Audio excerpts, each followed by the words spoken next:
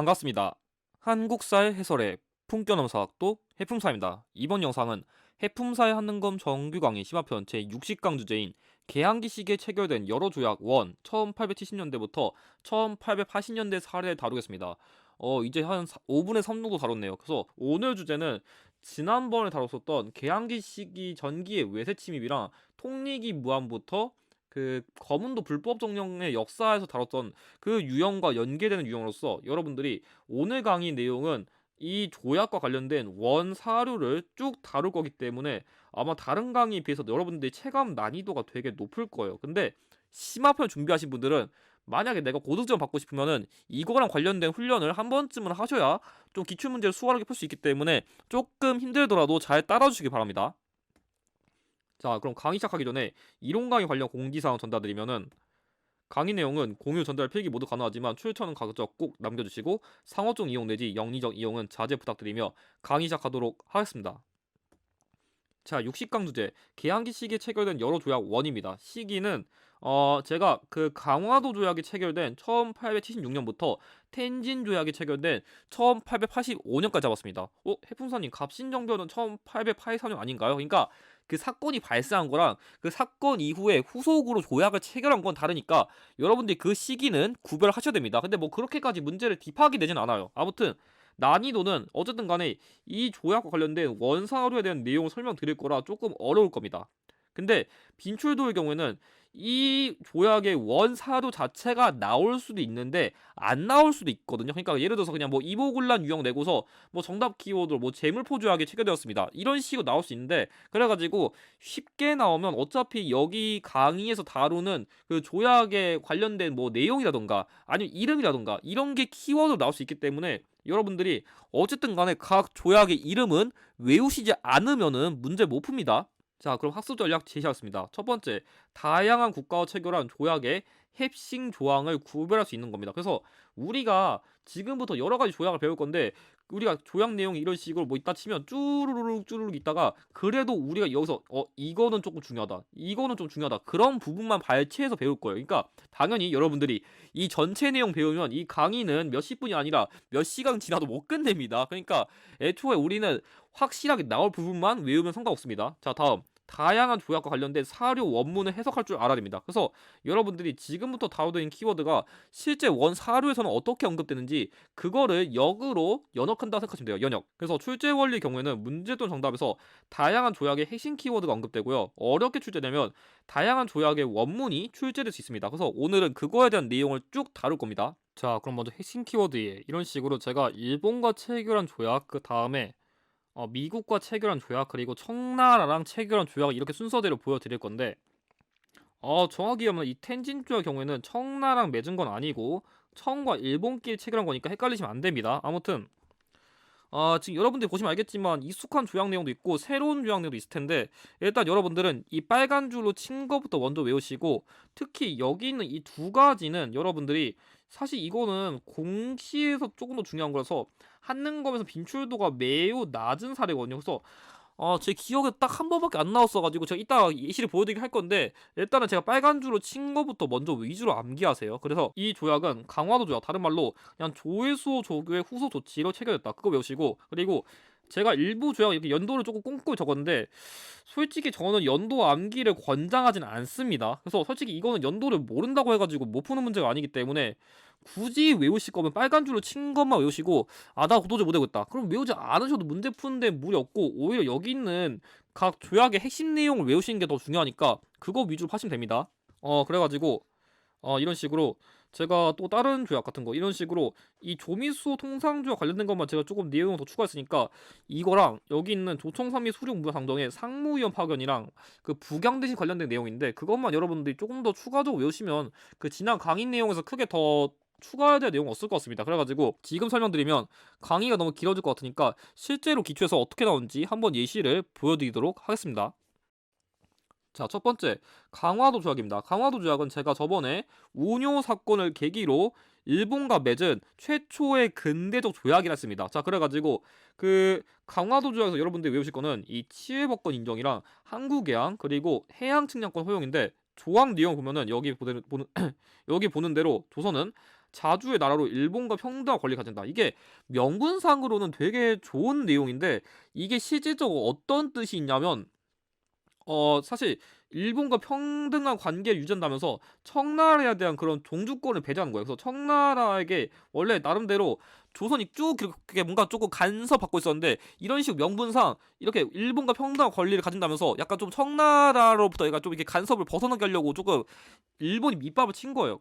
그 다음에 여기 부산 이외 두 가의 항구를 22개월 이내 개항한다는 게 여기 있는 항구개항입니다. 그래서 실제로 이렇게 나오는구나. 여러분들이 이거 보고서 이게 항구개항이구나. 그리고 여기 보면 뭐 7조에서 해양 측량을 허용한다. 이게 해양 측량권 허용이구나. 그래서 여러분들이 이거는 외우라고 보는 게 아니라 그냥 이런 거 보고서 만약 사료 그때 이런 부분을 주목하면 좋겠구나. 그냥 제가 그걸 찝어드린 거니까 그냥 가볍게 읽으시면 됩니다. 그 다음 여기도 이 양국인 사이의 범죄 사건은 속인주 입각하여 자국의 법에 의하여 처리한다. 그래서 이게 바로 치해법권인데 이게 왜 불평등한 거냐면 만약에 일본인들이 만약 한국에 와가지고 만약 좀 깽판 쳤어요. 막 물건 부시고 막 사람 때리고 그랬는데 일본식 법대로 처리한다 치면은 만약에 일본 법에서 이런 거예요. 만약에 다른 나라 가서도 사고 쳐도 우리가 커버해줄게. 만약 이런 식으로 법이 있다 치면은 어쨌든 간에 결국 처벌할 수 있는 조항이 없는 거잖아요. 그래가지고 그런 점에서 악용될 수 있는 우려가 있긴 하기 때문에 그것 때문에 불평등한 조약이 될 수 있다는 겁니다. 자, 다음 조회수호 조교 부록입니다. 그래서 이 조회수호 조교 부록과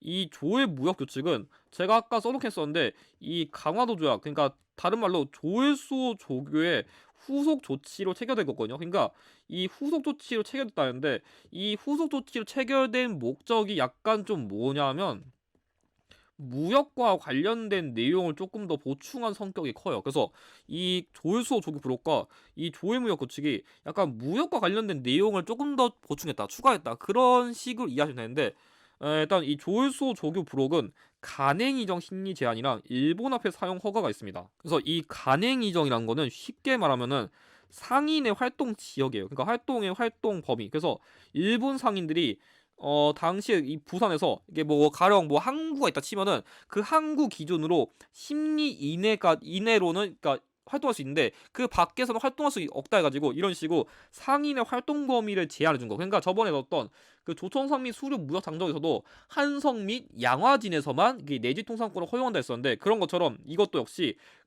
부산을 기준으로 이렇게 활동 범위를 이렇게 좀 제한해 준 거다. 아무래도 무제한 활동하면은 우리나라 상인들에게 좀 피해를 주니까 나름대로 제한은 둔 거지만 그래도 어쨌든 간에 우리나라에 대한 간섭을 한 건 맞습니다. 그 다음 여기 일본군 인민은 본국형령의 여러 화폐로 조선군 인민이 소유한 물품과 교환할 수 있고 그리고 이 조선군 인민은 그 교환한 일본군의 여러 화폐로 일본군에 생산한 여러 가지 물건을 살 수 있다. 그러니까 핵심은 일본인들이 자신들의 화폐를 통해 가지고 조선인들의 물건을 살 수 있고 조선인 역시 그 화폐를 통해 가지고 일본인의 물건을 살 수 있다는 건데 어쨌든 간에 이 일본 화폐를 사용하는 게 허가가 어떻게 보면은 경제적 침탈이죠. 왜냐하면 우리가 외국 나가면 지금은 뭐 내가 미국 나가다 치면 달러로 교환해야 되고 약간 이런 식으로 원래는 그게 외화로 바꿔야 되는데 이런 식으로 외국에 화폐를 들어온다는 것 자체가 어떻게 보면 되게 침투해요. 그래서 이런 식으로 되게 경제적인 거에까지 이렇게 좀 영향력을 슬슬 미치기 시작했다. 그렇게 이해하셔야 됩니다. 자, 다음으로는 조일 무역 규칙인데 이거의 경우에는 쌀과 잡곡의 무제한 수출과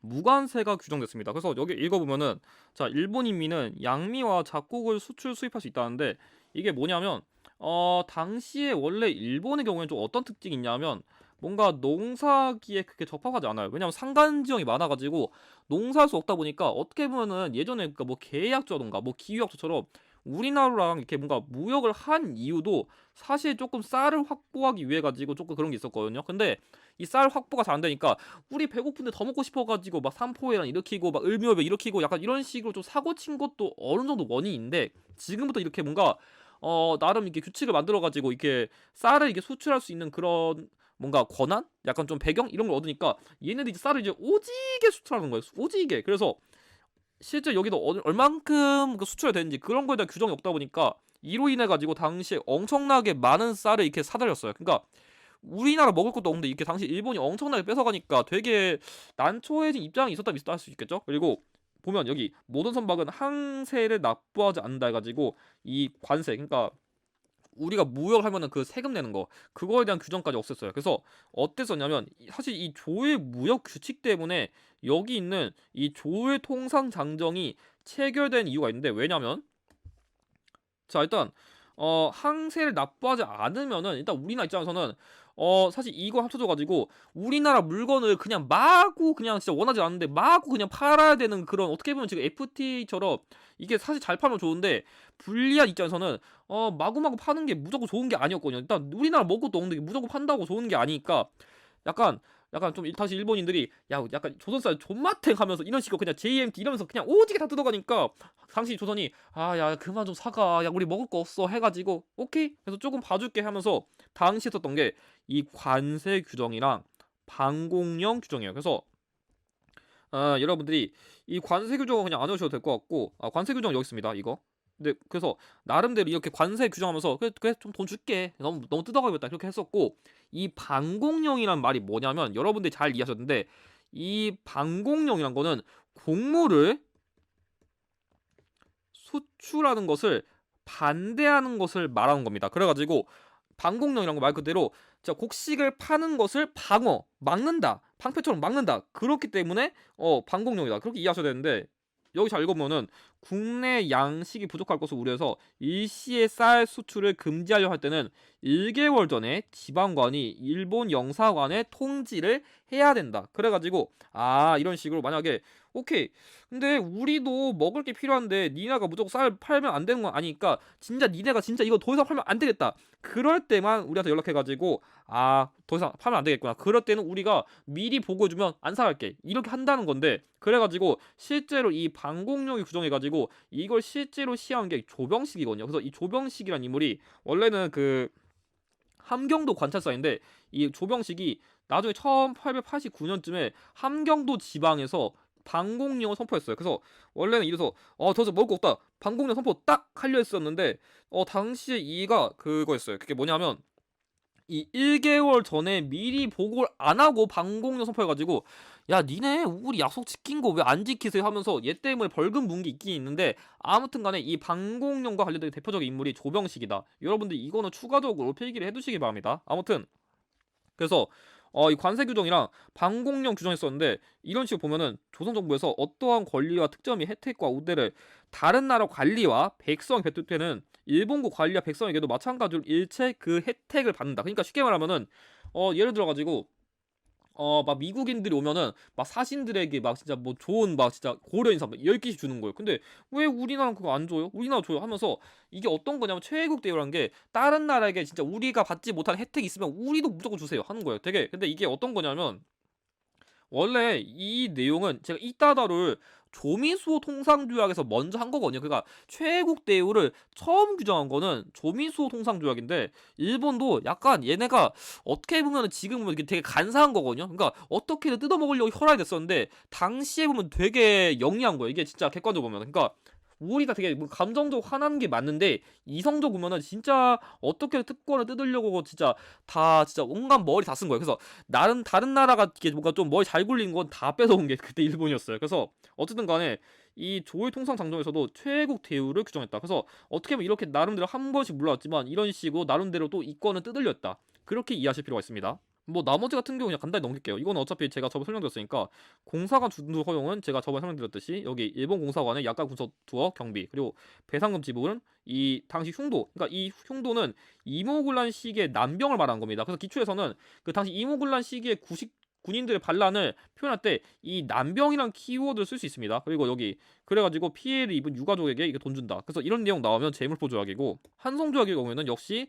당시 일본군이 지원해줬다 했었는데 그때 피해를 입은 일본인들에게 돈 주고 일본 공사관 신축 관련된 거 해줘야 된다. 이런 내용 나오면 한성조약이라 했습니다. 자 그러면 이제 조금 나머지 조약 내용 조금 더 집중하겠습니다. 자 먼저 조미수호 통상조약. 이 조미수호 통상조약은 제가 저번에 설명드렸었지만 이 조미수호 통상조약은 조선 책략의 유포가 배경이 돼가지고 당시 미국과 수교를 할까 말까 하다가 결과적으로 뭐 영남만이수 상소 등 통해가지고 반대하는 세력도 있었지만 결과적으로 이 과정에서 청나라가 좀 알선해가지고 야, 이 청나라가 이 조선이 우리나라 조금 친한 동생인데, 좀 미국 형아 좀 잘 챙겨줘 하면서 나름대로 청나라가 약간 좀 지 어깨 이렇게 뚝 올리면서 나름대로 청나라가 어쨌든 간에 그 조선의 좀 형아 나라, 그러니까 조금 조선이 청나라의 그 종주권이란 거 조금 재인식시키기 위해 가지고 나름대로 안소시키면서 지 어깨도 늘리기 위해서 약간 조금 이렇게 쓴 목적이 있거든요. 아무튼 간에 당시 영남마에서 상소 등을 통해서 반대하긴 했었지만 결국 청나라 알선을 계기로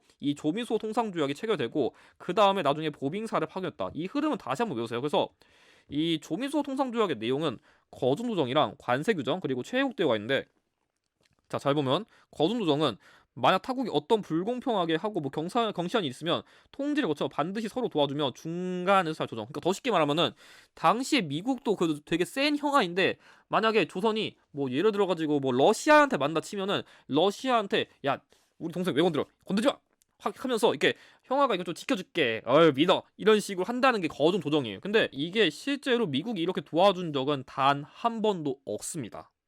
그래서 명분상은 이게 되게 좋은 내용인데 그렇게 지켜준 내용이 없습니다. 실제로 사례가. 아무튼 그다음 미국 상인과 상선이 조선에서 무역할 때는 입출하는 화물은 모두 세금 내야 된다. 이게 관세 규정이고, 그리고 역시 이 대조선 군주가 어떤 혜택 은전의 이익을 타국 혹은 그 나라 상인에게 베풀면 그 상인이 졸래 정유하지 않고 이 조약에 얽는 것 또한 관민 일체 균정하도 승인. 그러니까 말이 되게 어려운데 그냥 다른 나라에 그 뭔가 되게 좋은 그런 혜택 같은 거 주는데 우리한테 안 줬어? 그럼 해줘야 된다. 그게 최애국 대우인데, 자, 다시 한번 말하지만 최애국 대우를 최초로 규정한 거는 미국과 맺은 조미수호 통상조약이니까 다른 조약과 헷갈리시면 안 됩니다. 자, 다음으로는 조청산미 수료 무역 장독인데 여러분들이 여기서 주목하면 좋은 거는 일단 여기 있는 중국 상무위원.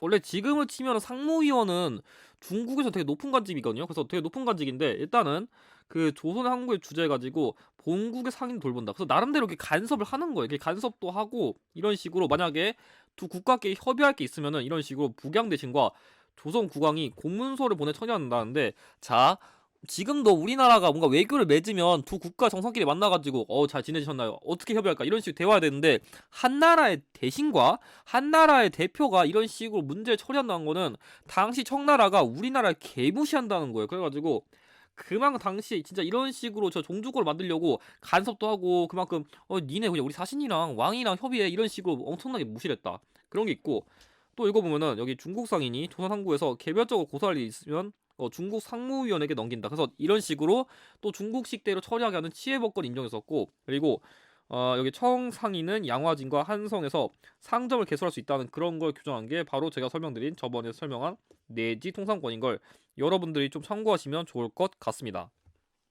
자, 마지막은 텐진 조약인데 텐진 조약 별거 없습니다. 그래서 일단 두 군대가 어쨌든 간에 갑신정변 때 만났으니까 일단 빨리 군대 철수하고 조선의 변란과 같은 중대한 사건이 발생해서 청일 양국 혹은 어떤 국가가 파병할 경우에 상대국에게 먼저 문서로 통보한다. 그리고 즉시 철수하고 군대를 주둔하지 않는다. 이게 규정인데 나중에 동학농민 운동 때 어땠었냐면 당시에 동학농민 운동이라 해가지고 진짜 동학을 믿는 농민들이 그 발라 일으켰는데, 얘가 밀란 같은 거 일으켰는데 당시에 되게 위협적이었거든요. 그래서 원래는 청나라에 먼저 요청했었는데 이것 때문에 일본에도 알려주니까 일본도 같이 파병했거든요. 근데 원래 당시 이게 뭐 관민끼리랑 농민끼리 화해를 해가지고 이제 물러야 되는데 일본이 물러나지 않아가지고 두 국가끼리 싸우는 배경이 됐어요. 그래서 이 텐진 조약 때문에 동학농민이 당시에 이 청일 전쟁이 발생하는 원인을 직접적으로 제공했다. 그렇게 이해하실 필요가 있습니다. 자, 그럼 좀 앞에 내용 좀 힘들었을 것 같은데 관련된 문제를 한번 보겠습니다. 자, 일단 읽어보면은 여기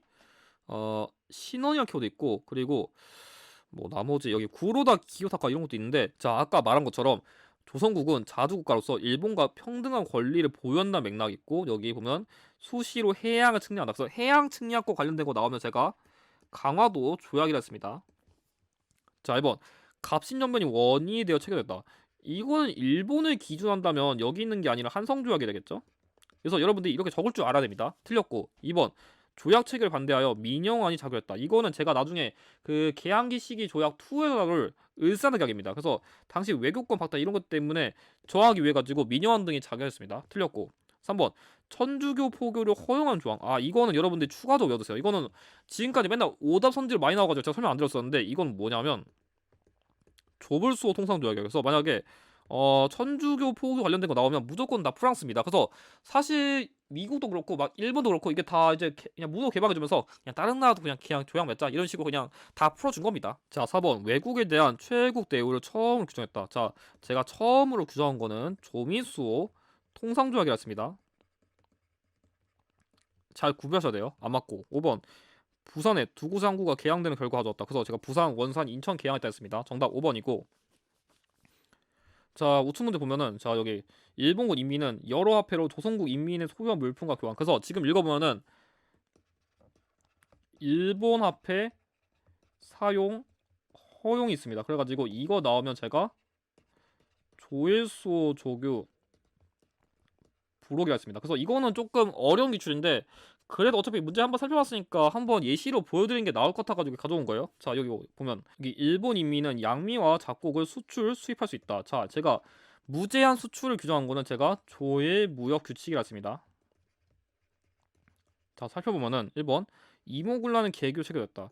이모군란을 계기로 체결된 건 대표적으로 재물포조약이겠죠? 시기도 안 맞아가지고 틀렸고 2번 최애국 대우를 처음 규정한 거 역시 제가 계속 강조했죠. 이거 조미수호 통상조약 틀렸고 3번 조선 책략의 영향을 체결된 거 역시 조미수호 통상조약입니다. 안 맞고 4번 거중 조정에 대한 내용 규정 역시 조미수호 통상조약입니다. 그래서 사실 이 문제가 여러분들이 이 조약 내용 잘 모를 수 있는데 생각보다 그 선지 분석만 제대로 했으면은 정답을 맞추기 쉬웠어요. 자, 5번 조일수호 조교의 후속 조치가 체결됐다. 그래서 그 강화도 조약 맺은 이후에 나름대로 무역에 대한 그 규칙 같은 걸 정하기 위해 가지고 체결된 게 이 조약들이었습니다. 정답 5번이고. 자, 조금 더 어려운 문제 풀어보겠습니다. 자, 보면은 미국 상인이 조선과 이렇게 무역할 때 입출항하는 화물은 모두 세금 바친다. 그래서 미국이 당시에 이런 식으로 관세를 내야 된다 맥락 나왔으니까 딱 봐도 이거는 조미수호 통상조약이죠. 그래서 여러분들이 이런 식으로 국가가 언급되는 걸 잘 보셔야 문제를 쉽게 풉니다. 지금 여기 보면은 여기 또 청나라가 언급됐죠. 그래서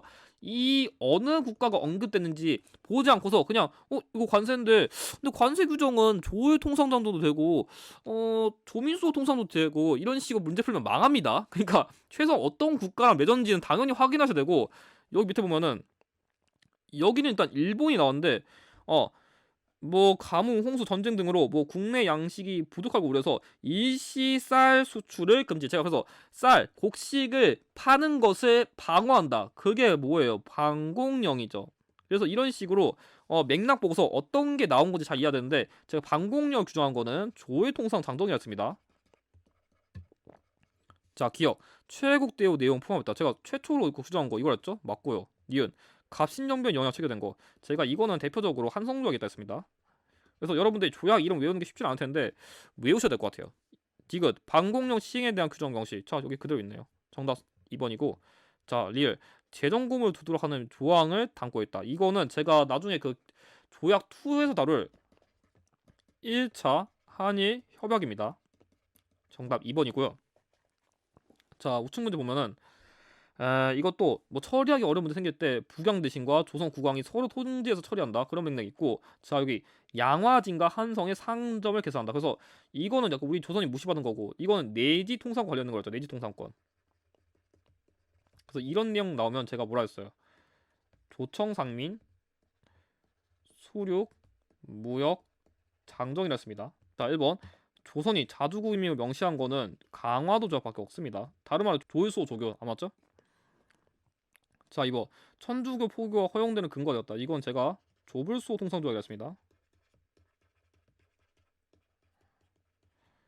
3번 방공령을 내릴 수 있는 근거. 야, 제가 이거 조일 통상 장정이라 했었죠? 안 맞고. 4번 개화파가 일으킨 정변을 계기로 체결된 거는 여기 있는 한성조약 관련된 내용이죠. 대표적으로. 그러니까 대표적 한성조약과 뭐 텐진조약 있겠는데 일단 여기서 한성조약만 다룰게요. 틀렸고. 5번 개항장 객주의 활동이 위축되는 결과 가져왔다. 왜냐하면 당연히 이런 식으로 다른 나라 상인들 들어와가지고 이렇게 무역 활동을 확대하면은 어쨌든 간에 다른 나라 상인들 때문에 우리 물건을 팔 수 없으면 당연히 쟤네 때문에 우리 밖에서 뺏기는 거니까 당연히 위축될 수밖에 없습니다. 그렇기 때문에 이건 맞는 맥락입니다. 그래서 이런 식으로 여러분들이 조금 문제를 어렵게 내면은 이게 실제로 원사를 바탕으로 이렇게 문제를 내는 사람도 있으니까 여러분들 이런 거 좀 주의하시기 바랍니다. 그럼 이것으로 60강 강의를 마치도록 하겠습니다. 이번 강의에서 활용된 자료의 추천 다음과 같고 이번 강의에서 활용된 기출의 추천은 다음과 같습니다. 그럼 강의 보시냐 수고하셨고 다음 61강에서는 동학농민운동에 대해 다루겠습니다.